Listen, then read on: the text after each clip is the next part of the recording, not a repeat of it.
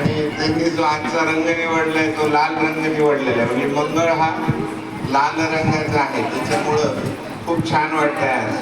आज भौम प्रदोष आहे, म्हणजे शिवशक्तीचं पूजन आज आपल्याकडून घडणार आहे. आज प्रदोष आणि भौम म्हणजे मंगळ. मंगळाची उत्पत्ती महादेवाच्या घामापासून झालेली आहे, की ज्या वेळेला भगवंताच्या घामाचा थेंब जमिनीवर पडला त्यावेळेला त्याच्यातून एक मूळ जन्माला आलं. मग त्या मुलाला आता कोण सांभाळणार असा प्रश्न त्या ठिकाणी उत्पन्न झाला.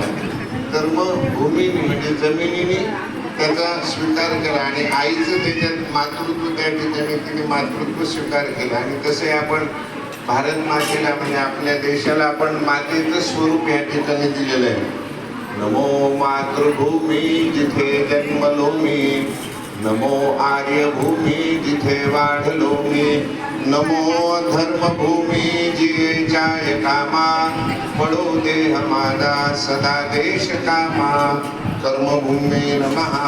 अशा प्रकारे आज भौम प्रदोष खूप सुंदर त्या ठिकाणी दिवस आहे. अर्पण केलं होतं. त्या नारळ अर्पण करताना आपण म्हणलं होतं, इदम फलम मया देव स्थापितम पुरतस्तव तेन मे सफला वाक्तीर भवेत जन्मनी जन्मनी.